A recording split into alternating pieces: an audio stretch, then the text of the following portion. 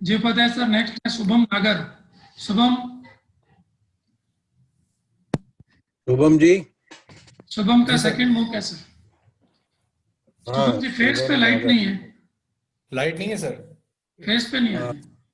हाँ जी सर। अब ठीक है, अब ठीक है। जी सर। आप ठीक। जयपुर से हैं। आपने बीटेक किया है एसआरएम चेन्नई से। कौन से फील्ड में किया है? सर आप आवाज आ रही है सर मेरे बी पास, मेरी आपको? हेलो। बीटेक कौन से फील्ड से किया आपने? जी sir, good morning sir. Sir B Tech हाँ, आवाज आ रही है? इलेक्ट्रिकल। जी सर बिल्कुल। हेलो। इलेक्ट्रिकल इंजीनियर में किया है। जी सर, बहुत इलेक्ट्रिकल अच्छी बात। इलेक्ट्रॉनिक्स तो आप इंजीनियरिंग। इलेक्ट्रिकल इंजीनियर होने के बाद भी आप इस नौकरी में क्यों आना चाहते हैं? आप तो नौकरी कर रहे हैं अभी। जेके टायर तो बहुत अच्छी कंपनी है। जी जी सर, मैंने जॉब अभी छोड़ दी है सर। दो ढाई साल पहले मैंने जॉब छोड़ दी है। अभी मैं इसी सिविल सर्विसेज की ही तैयारी कर रहा हूँ।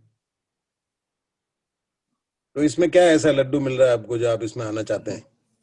जी सर।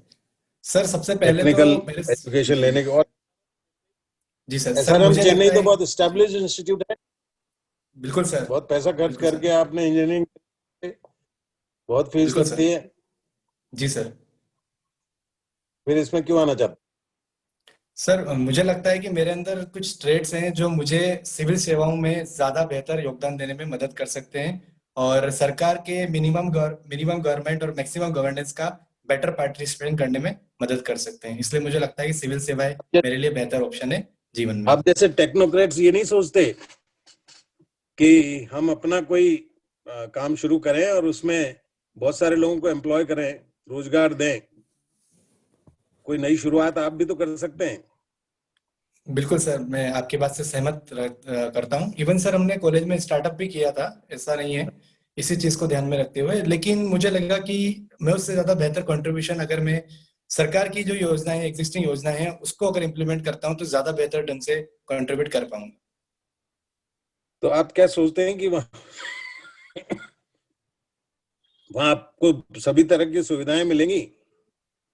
बिल्कुल नहीं सर, मैं ऐसा नहीं सोचता बिल्कुल भी कि मुझे सभी तरह सभी की सुविधाएं मिलेंगी। तरह की सुविधाएं, कोई चुनौती नहीं होगी वहां पर? स्टार्टअप के क्या आप संदर्भ में सर राष्ट्रीय आप कहना चाह। अर्थव्यवस्था में योगदान देने के लिए अपना स्टार्टअप शुरू नहीं कर सकते? बिल्कुल सर, जब मैं इतना आपकी पैसा बात से। खर्च करके जी। आप एसआरएम में जी। इंजीनियरिंग किया है आपने। जी। हाँ, तो आप अपना स्टार्टअप शुरू करके 100-200 लोगों को रोजगार नहीं दे सकते? That will be more contribution to the society and the nation. Sir I private do sector. Agree with you. जी। जी सर, मैं बिल्कुल आपकी बात से पूरा सहमत हूँ। मैं कंट्रीब्यूशन उस तरीके से भी ज्यादा दे सकता हूँ।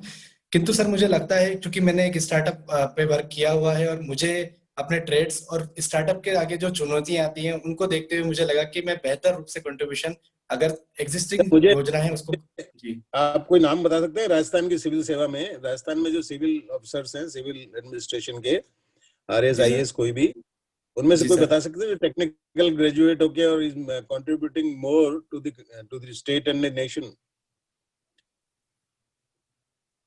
ऐसा सर कोई राजस्थान किसी अधिकारी का जी। बता सकते हैं राजस्थान में, सर या आप। से जी। इंडियन जी आईसीएस बिल्कुल में, सर। आरएएस में? कोई जी जी। बताओ। जी सर। जी सर। अम, सर अंकित जैन सर हैं। इनके हाँ, अलावा सर। जी सर। अंकित जैन सर हैं। इसके अलावा सर नंद किशोर मेवाड़ा जी हैं, अपने राजस्थान से ही हैं, जो अभी उत्तर प्रदेश कैडर में हैं।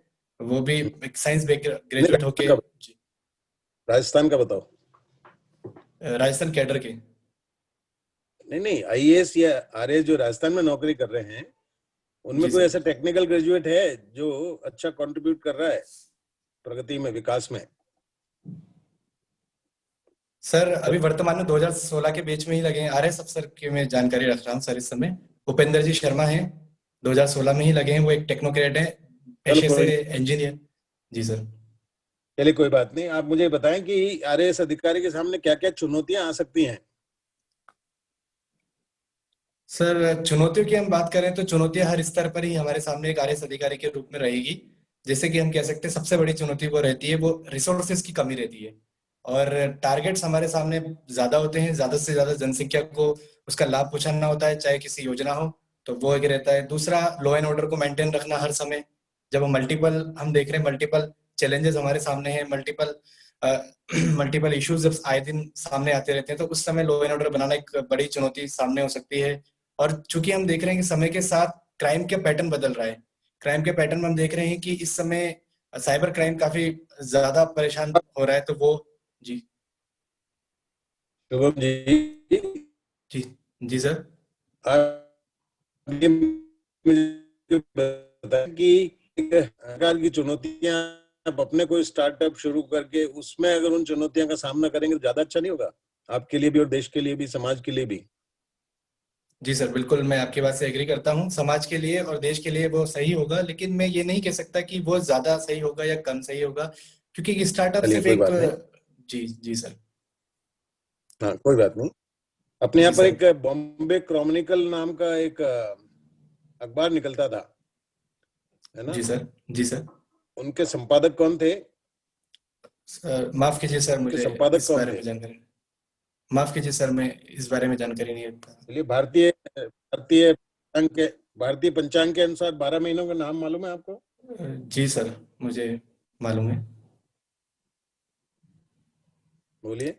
चैत्र, बैसाख, ज्येष्ठ, आषाढ़, श्रावण, भाद्रपद, मार्गशीर्ष, मार्गशीर्ष, अश्विन, कार्तिक, अश्विन, कार्तिक, मार्गशीर्ष, पौष, माघ, फाल्गुन। अच्छा, चलिए। अच्छा, मुझे बताएं कि जी हमारे यहाँ दल सर, आपकी आवाज नहीं आ पा रही सर। हेलो, हेलो, की स्थापना हेलो,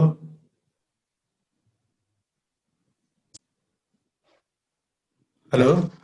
सर आप सर क्वेश्चन रिपीट आवाज कट करेंगे रही है सर, मैं सर। बताइए। जी सर। उपाध्याय सर आवाज कट हाँ रही जी, है। आवाज आ रही है? जी सर, अभी आ रही है। आवाज नहीं आ रही है? जी सर, आ रही है, हेलो, आवाज आ रही है बिल्कुल। जी सर, आवाज आ रही है अभी आ आपकी। रही है ना? जी बताइए। सर। जी, मैं क्वेश्चन नहीं सुन पाया sir, can you repeat it? चलिए, भारत पहला डाक टिकट भारत में किसने जारी किया? सर, लॉर्ड डलहौजी थे, उन्होंने पोस्टल डाक सेवाएं का स्टार्ट किया था। मैं वो जानकारी इस समय जुटा पा रहा हूँ बहुत सर। बढ़िया। एक कॉन्सेप्ट है हमारे यहाँ, लोक कल्याणकारी राज्य। ये बिल्कुल कहाँ सर। से आया कॉन्सेप्ट? क्या है ये? सर, पब्लिक वेलफेयर स्टेट एक ऐसा स्टेट होता है जिसमें सरकार एक एक अथॉरिटी के रूप में काम करती है, जिसका मुख्य उद्देश्य समाज के जो सबसे निचतम वर्ग है या पिछड़ा गरीब वर्ग है, तो उसका अपलिफ्टमेंट पे मेनली सरकार फोकस करती है, जिसके अंदर सोशल अपलिफ्टमेंट और इकोनॉमिकल अपलिफ्टमेंट मेजर सरकार के मेजर बिंदु होते हैं, जिसपे उन्हें कार्य करना होता है।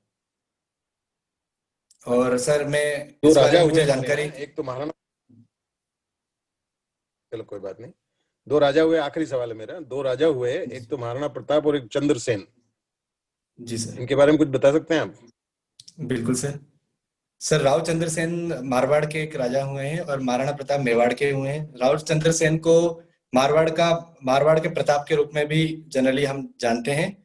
और दोनों ही राजाओं ने अकबर या अपन कहें मुगल काल के दौरान अपना राज किया था, और मुगल सल्तनत के खिलाफ सदैव अपने रथ पर तो टिके रहे थे और सदैव विद्रोह किया, विद्रोह इनको को दबाने का फोर प्रयास किया। रनर, चंद्रसेन को फोर रनर ऑफ प्रताप क्यों कहते हैं? जी सर। सर, इन्होंने भी आजीवन प्रताप की तरह मुगल सल्तनत के खिलाफ अपनी लड़ाई जारी रखी थी। इसी कारण इनको प्रताप का अग्रगामी कहा जाता है। Thank you. Thank you thank you so much sir. Shubham ji. Thank you very much. Thank thank you so much sir. जी शुभम जी, सुन पा रहे हैं? जी सर, बिल्कुल मैं आपको सुन पा रहा हूँ सर। जी, गुड बीटेक मॉर्निंग किया सर। है आपने? Good morning. ये बताइए, एक भारतीय वैज्ञानिक पहले जो भारतीय लोक लेखा सेवा होती है उसमें चयन हुआ था, उनका नाम बता सकते हैं? लोक लेखा सेवा, पब्लिक भारतीय अकाउंट लो- सर्विस की आप बात कर रहे हैं सर? हाँ, भारतीय लेखा सेवा में उनका चयन हुआ था पहले। हेलो। जी सर, मुझे इस बारे में जानकारी नहीं, माफ कीजिए सर। अच्छा, चलिए ये बताइए, जो रमन इफेक्ट है उसके पीछे क्या जी सर। रहा है, कारण क्या रहा है उसके पीछे? जी सर, रमन इफेक्ट, उस मतलब वो आप मुझसे रमन इफेक्ट के बारे में पूछ रहे हैं, क्या होता है सर? कि उसकी पृष्ठभूमि क्या थी, कहाँ से प्रेरणा मिली थी रमन इफेक्ट की? जी जी जी जी। सर माफ कीजिए सर, बैकग्राउंड का मुझे आइडिया नहीं है कि उनको प्रेरणा कहाँ से मिली थी डॉक्टर सीवी रमन जी को, इस बारे में मुझे जानकारी नहीं है। अच्छा, एक भारत में राष्ट्रीय विज्ञान दिवस और मनाया जाता है, जी बिल्कुल सर। कब मनाया जाता है ये?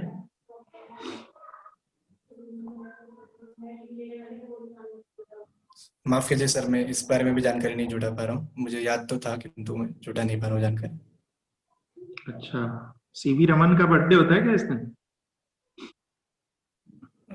बिल्कुल सर, डॉक्टर सीवी रमन का बर्थडे इस दिन होता है शायद।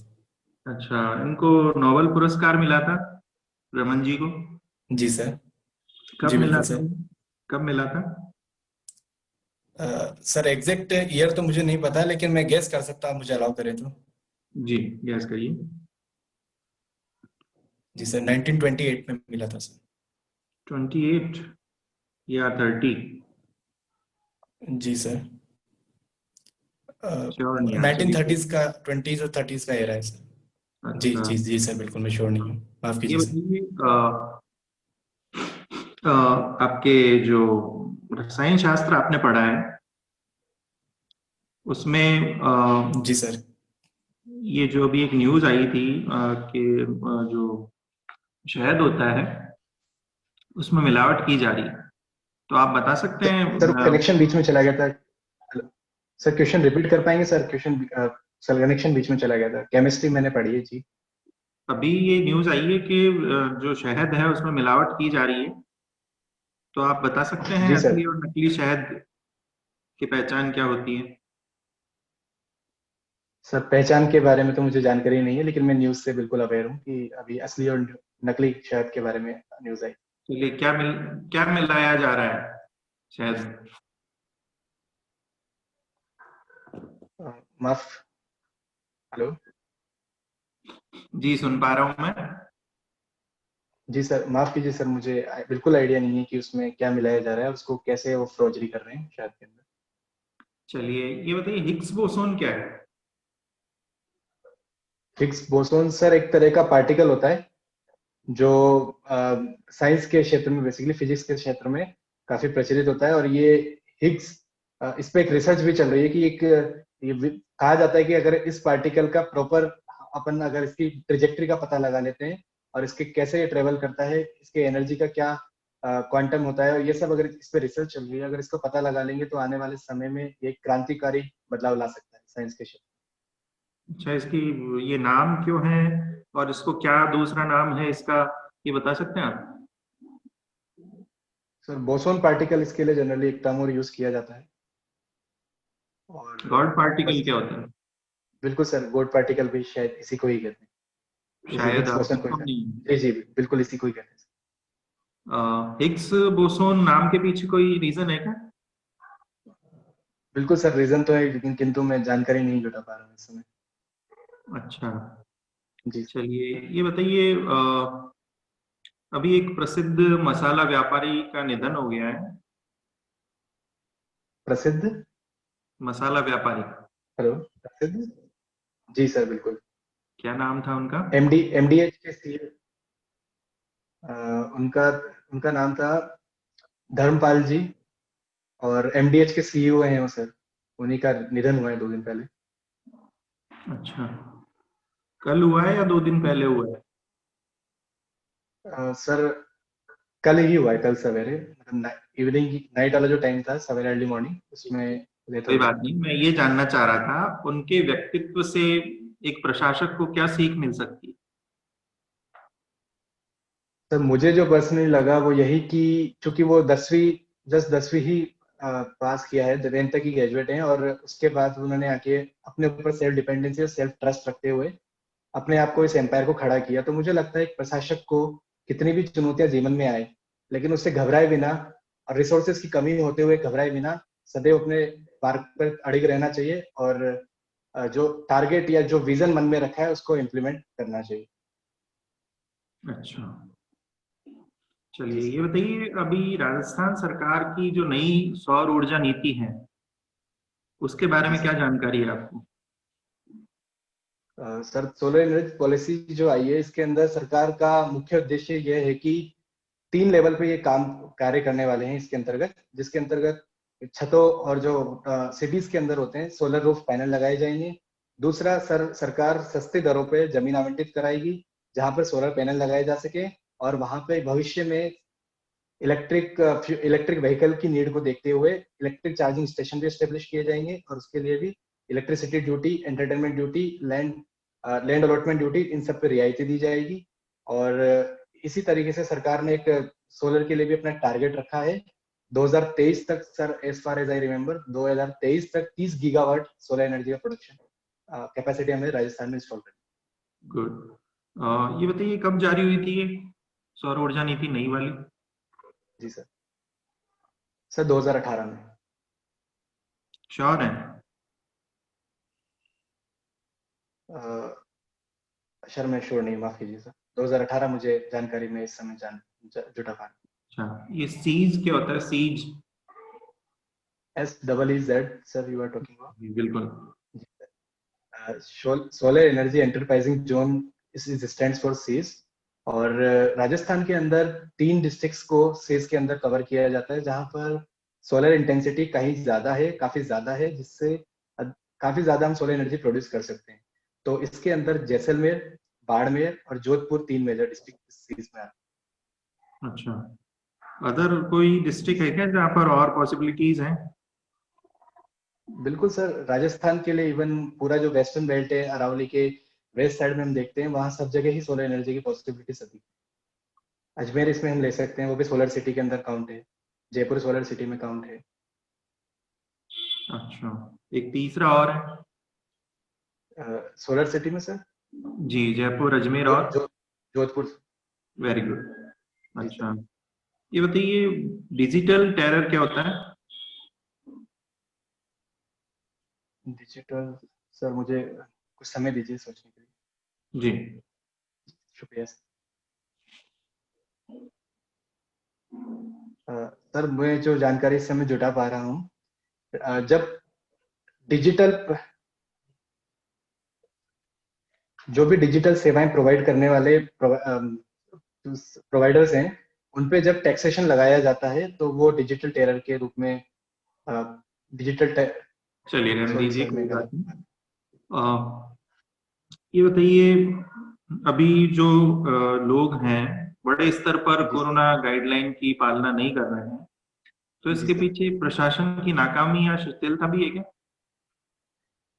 सर, कुछ हद तक कहा जा सकता है प्रशासन की नाकामी है, लेकिन वो सेकेंडरी है सर। प्राइमरी इसमें प्रशासन को दोष देना गलत होगा मेरे अनुसार, प्राइमरी लेवल पर। अच्छा, जी सर, जैसे आप आज्ञा दे तो मैं एक आध बात कहना चाहूंगा सर, इस पे एक दो बात। जी सर, जैसे अभी हाल ही में सुप्रीम कोर्ट और इवन हाई कोर्ट ने भी इस बात पे चेताया है कि जो चालान काटे जा रहे हैं, जैसे बिजली मार्केट हो गया हो या मंडी वाला एरिया हो गया, जो नंबर ऑफ चालान कट रहे हैं वो उनकी संख्या काफी कम है, जितने प्रोपोर्शन में वहाँ बिना मास्क के लोग हम देख रहे हैं। तो इस जगह पे बस लगता है कि एडमिनिस्ट्रेशन शायद थोड़ा सा स्लो है, वो मजबूरी कह दीजिए या कम कार्रवाई कह दीजिए, तो उस जगह पर तभी लगता है कि हाँ, थोड़ा प्रशासन का थोड़ा सा रिस्पॉन्स स्लो है। अदरवाइज लोगों का इसमें ज्यादा फॉल्ट है प्राइमरी लेवल। अच्छा, एक अंतिम प्रश्न ये बताइए, उत्तरदायित्व और जवाबदेही दोनों शब्द एक ही हैं या इनमें अंतर होता है? सर, बिल्कुल अंतर होता है दोनों में। अंतर कैसे होता है? उत्तर का अपन ले जवाब और दायित्व का देही, सेम ही तो। सर, ऐसे अगर हम तोड़ के देखें तो सेम लगता है, लेकिन दोनों में बहुत अंतर है, बहुत ज्यादा बताइए क्या अंतर है? जी सर। सर, जवाबदेहिता एक बड़ा टर्म है, वाइडर टर्म है, और रिस्पॉन्सिबिलिटी एक नैरोअर टर्म है। रिस्पॉन्सिबिलिटी में हमारे ऊपर किसी कार्य को ट्रांसफर किया जाता है तो हम उस कार्य को करने के लिए प्रयास करते हैं, और अगर नहीं भी कर पाते हैं तो उसमें ऐसा कोई लीगल बाउंडेशन नहीं होता है। लेकिन अकाउंटेबिलिटी आपको उस चीज के लिए अकाउंटेबल करती है कि आपको न केवल वो सिर्फ कार्य करना है, उस समय में करना है, बल्कि उसको करने के बाद उसके जो भी स्टेक होल्डर है, आपको उनके प्रति जवाबदेही भी देनी है कि मैंने ये कार्य इस तरीके से इस समय पे कंप्लीट किया है। तो ये मेजर डिफरेंस है। रिस्पॉन्सिबिलिटी में आपके ऊपर कोई मोरल बाउंडेशन नहीं होता, लेकिन अकाउंटेबिलिटी में एक तरीके से आपके ऊपर मोरल बाउंडेशन होता है। ठीक है, धन्यवाद जी। Thank you Lalit sir. जी। जी सर। जी शुभम जी। Morning sir. जी सर, मॉर्निंग। Good morning. तो बताएं शुभम जी, संगठन क्या होता है? सर, ऑर्गेनाइजेशन एक इंस्टीट्यूट को हम कह सकते हैं जो मैनेजमेंट और एडमिनिस्ट्रेशन का गठजोड़ होता है, ओके। जिसका एक मुख्य उद्देश्य होता है, जिसे प्राप्त करने के लिए एडमिनिस्ट्रेशन मैनेजमेंट कंधे से कंधा मिलाता है और उसको प्राप्त करता है। एडमिनिस्ट्रेशन और मैनेजमेंट में क्या डिफरेंस एडमिनिस्ट्रेशन सर पॉलिसीज या एक रोड मैप या एक विजन हम कह सकते हैं, वो तैयार करता है, और मैनेजमेंट अपने रिसोर्सेज, ह्यूमन रिसोर्सेज को, फिजिकल रिसोर्सेज को यूज करके उसको उस रणनीति पे चलता है ताकि उसको पाया जा सके। है? ओके। तो आप आरएस बनोगे तो आप प्रशासक बनोगे या प्रबंधक बनोगे? सर, मुझे लगता है एक प्रशासक के साथ साथ प्रबंधक भी होता है। वो डिपेंड करता है उसे उस समय सरकार द्वारा क्या रोल दिया गया है। ओके। कितने प्रकार होते हैं संगठन के? सर, मुझे जनरली दो के बारे में ही जानकारी है, बताइए। Formal and informal. Formal and क्या क्या इनफॉर्मल अंतर क्या है? जी सर। सर, फॉर्मल ऑर्गेनाइजेशन एक ऐसा ऑर्गेनाइजेशन होता है जिसके एक रिटन सेट ऑफ रूल्स होते हैं, कोड ऑफ कंडक्ट होता है, एक प्रॉपर हायरार्की होती है जिसके थ्रू ही आपको अपना कार्य संपादित करना होता है। और इनफॉर्मल ऑर्गेनाइजेशन एक समय के साथ स्वतः बन जाता है, अपनी अपनी पर्सनल नीड को पूरा करने के लिए, और स्वतः खत्म भी हो जाता है, और इसमें किसी प्रकार का कोई कोड ऑफ कंडक्ट या रिटन सेट ऑफ रूल्स नहीं होते। ओके। अच्छा, गुलिक ने इसे ऑर्गेनाइजेशन के क्या बेस बताए हैं? माफ कीजिए सर, मुझे इस बारे में जानकारी नहीं है। अच्छा, गुलिक के बारे में पढ़ा है आपने? जी सर, वही गुलिट के बारे में मुझे जानकारी नहीं है। Okay okay. अच्छा, जो अभी रोशनी घोटाला है कश्मीर में, वो क्या है? सर, रोशनी घोटाला जो है कश्मीर के अंदर एक लैंड से जुड़ा मामला है। आज पिछली जो सरकारें हुई थी जम्मू कश्मीर में, जब ये यूनियन टेरिटरी नहीं बना था, तो उस दौरान जो सरकारी जो लैंड था वहां पे पुनर्वास के नाम पर उस लैंड को अलॉट किया गया था। तो उसके अंतर्गत उस समय की जो तात्कालिक सरकार थी, सरकार के अपने और अपने परिवारों, रिश्तेदारों और मित्रों के नाम पर कहीं भूमि को आवंटित कर दिया था। तो उसी से जुड़ा हुआ ये मामला है, ये ओके, घोटाला तो है इसका रोशनी। नाम रोशनी रखने का तात्पर्य? माफ कीजिए सर, मुझे इस बारे में जानकारी। ओके। अच्छा, एक अभियान है अगरबत्ती आत्मनिर्भर मिशन। जी सर। माफ कीजिए सर, मैंने इस बारे में नहीं सुना। ओके। एक और कार्यक्रम है, उसका नाम है कृषि मेघ। माफ कीजिए सर, इस बारे में कब है मुझे। आपका इंटरव्यू डेट क्या है? सर, 31 दिसंबर। Okay okay. अच्छा, एक स्वदेशी माइक्रो प्रोसेसर चैलेंज पढ़ा है आपने? नहीं सर, मैंने नहीं पढ़ा, माफ कीजिए। अच्छा, चलिए ये बताइए कि कश्मीर की वर्तमान स्थिति क्या है? वर्तमान में सर कश्मीर का बाइफर्केशन हो चुका है, और कश्मीर को दो भागों में, दो यूनियन टेरिटरीज में विभाजित कर दिया गया है, और दोनों ही वहाँ के जो लेफ्टिनेंट गवर्नर है उनके द्वारा एडमिनिस्ट्रेटर किया जा रहा है। और कौन है वर्तमान में गवर्नर अभी अभी? वहाँ पे अभी गवर्नर सर जम्मू कश्मीर हाँ, पे, लद्दाख का सर। जम्मू सर, कश्मीर। लद्दाख के जम्मू जम्मू कश्मीर। कश्मीर। जी सर। मनोज सिन्हा जी सर जम्मू कश्मीर के, श्रीमान मनोज सिन्हा और जी लद्दाख के? जम्मू कश्मीर के। राधा कृष्ण जी लद्दाख के गवर्नर हैं sir. Radha governor Krishna ji Mathur lieutenant governor है?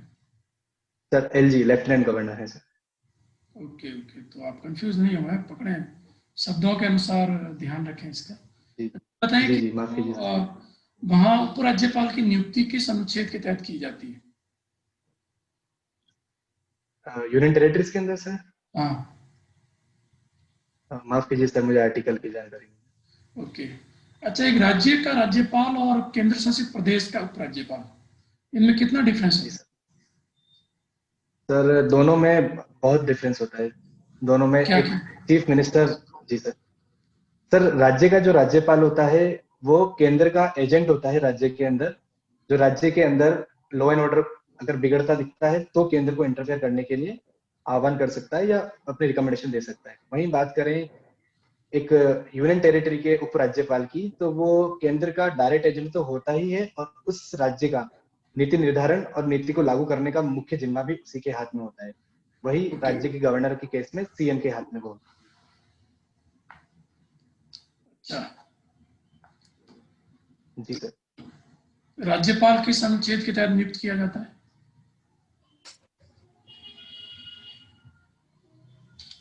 सर मुझे कुछ समय दीजिए, मैं जान। ठीक है। अच्छा, ये एक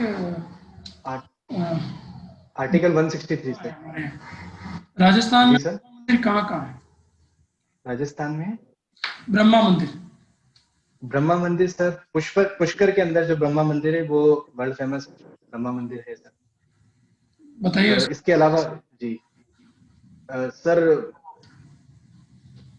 पुष्कर जो ब्रह्मा मंदिर है ये जनरली ऐसा कहा जाता है कि ये विश्व का इकलौता ब्रह्मा मंदिर है और 52 घाट जो पुष्कर झील है उसके सराउंडिंग में स्थापित है और तीर्थों का यहाँ पे पुष्कर पे मेला भी लगता है और एक तरीके से बहुत पवित्र जगह है हिंदू धर्म के अंदर। और यहाँ पे कहा जाता है बाला साहब और मोहनदास करमचंद गांधी जी की भी अस्थियों का विसर्जन इसी झील में किया गया है, इसकी पवित्रता को देखते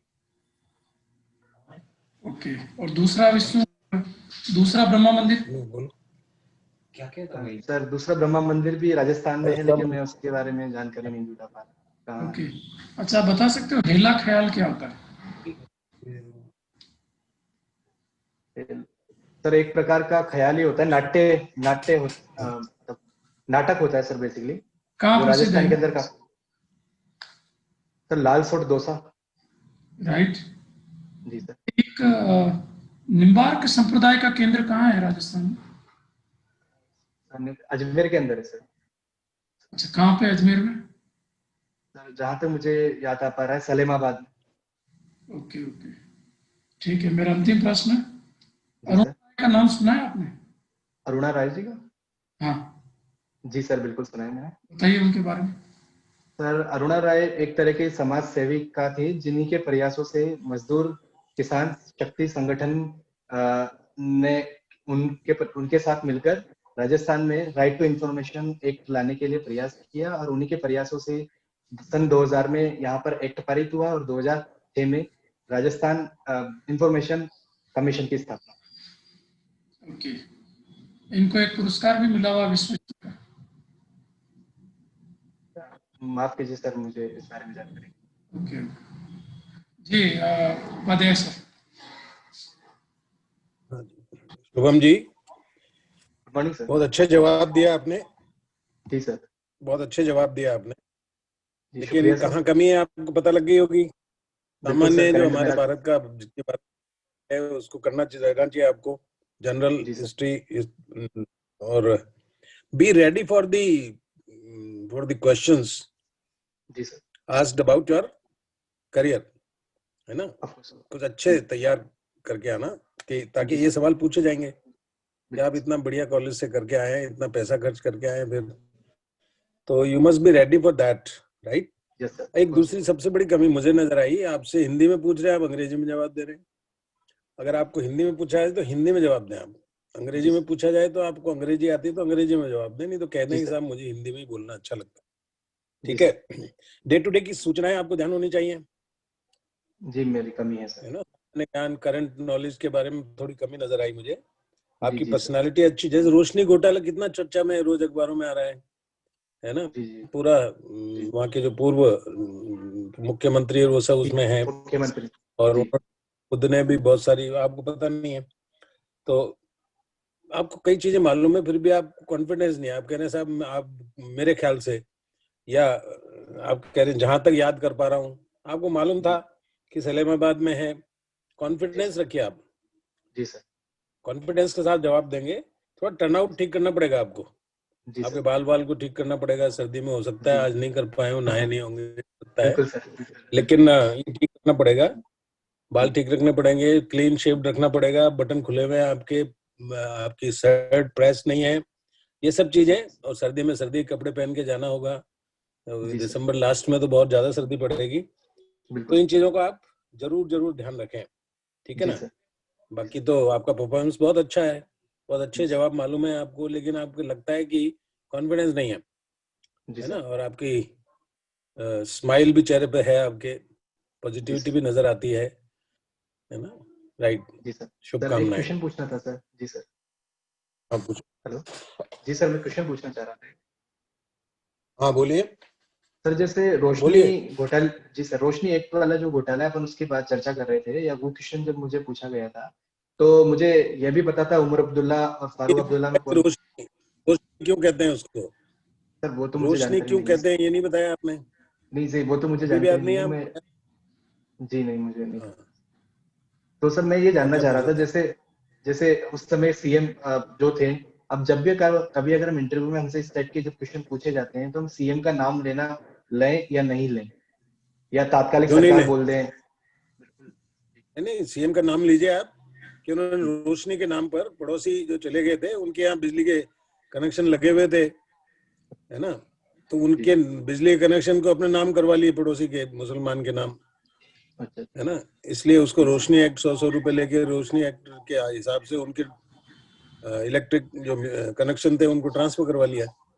जी सर। ठीक है ना? जी सर। और जमीन की बात तो आपको बताई ललित जी ने। जी जी बिल्कुल सर। ठीक है। बिल्कुल सर, शुक्रिया सर। ओके। जी राजेश सर। जी सर।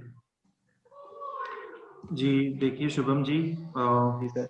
आपके जो विषयगत जानकारी है उसको जी देखा सर। जाए तो जो कॉमन नॉलेज होना चाहिए वैज्ञानिकों के बारे में, या उन्होंने जो खोज की है उनको पुरस्कार कौन से मिले हैं, क्या योगदान रहा है उनका, तो ये बिल्कुल जानकारी होनी चाहिए।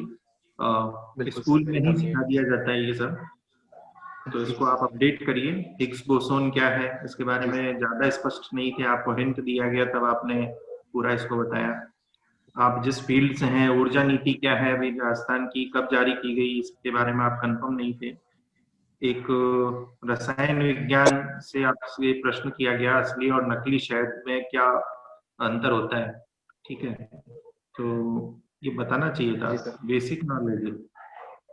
एक करंट अफेयर से डिजिटल टेरर अभी जो पाकिस्तान द्वारा सर बिल्कुल सर। चलाया जा रहा है जम्मू कश्मीर में, उसका नया रूप है आतंकवाद का, ये आपको पता होना चाहिए। करंट अफेयर्स आप तैयार रखिए। बाकी व्यक्तित्व पक्ष आपका बिल्कुल अच्छा है, एक अधिकारी लगते हैं आप अपने व्यक्तित्व से। ठीक है, शुक्रिया भाषा सर। शैली आपकी अच्छी है, विनम्रता है आप में, जी सर। आत्मविश्वास, वो थोड़ी जानकारियां और बढ़ जाए तो आत्मविश्वास में भी कोई कमी नहीं, जी इनको सर। पूरा करिए आप। बिल्कुल सर। शुभकामनाएं आप। शुक्रिया सर। जी ललित सर। जी सर। जी शुभम जी, यही सब तथ्य हैं। जैसे करंट जीके राजस्थान का और इंडिया वर्ल्ड का तैयार करिए। करंट जी के सर। क्वेश्चन आप नहीं बता पाए जो राजस्थान से रिलेटेड है, काफी चर्चा में है। और जी सर। देखिए, कोई भी जो सामयिक मुद्दा पिछले 6 महीने का जो रहा है उसमें जो संबंधित अनुच्छेद है वो आपको आना चाहिए। बिल्कुल सर, मैं आपसे जो अनुच्छेद पे बात संबंधित या राज्यपाल, मुख्यमंत्री, राष्ट्रपति, मौलिक अधिकार, निजता का अधिकार, जो अभिव्यक्ति का अधिकार, इन सब के जो अनुच्छेद है वो बेसिक है। वो तो उसका कंसेप्ट तो जी जी जी सर। अनुच्छेद भी पता होने चाहिए। और बिल्कुल सर। एक उत्तर आप अपना इम्प्रूव इस रूप में करें कि जब भी कोई क्वेश्चन आपसे पूछा जाता है तो आप उसमें अमूर्त शब्दों का प्रयोग करते हैं, तो वो मत करिए। सीधे तथ्यों पे आइए, पॉइंट्स में आइए। जैसे मैंने आपको ब्रह्मा मंदिर का पूछा था, जी सर। तो आपने बताया कि शुरू की 2-3 लाइन में आपने यही बताया, प्रसिद्ध है, पवित्र है, ग्रेट है, या जो बहुत बड़ा मेला भरता है। ये सब अमूर्त बातें हैं। आप तो तथ्यों पे आइए कि ये जी हुई है, ये ईयर था, ये मेला तब भरता है। इस तरह के तथ्यों पे बात करें। ऐसी बातें जिनका जी सर। जी सर। तथ्य नहीं है वो तो आपका टाइम वेस्ट करेंगे उल्टा, है ना? तो इस बिल्कुल, मैं इस पर ध्यान प्रयास दूंगा। करें। बाकी ओवरऑल बढ़िया है। बाकी ठीक है, जी इसको सर। आपके पास समय है, आप इसको अच्छा तैयार कर सकते हैं। बिल्कुल, मैं प्रयास ठीक करूंगा। है, जी सर। शुभकामनाएं शुक्रिया आपको। सर।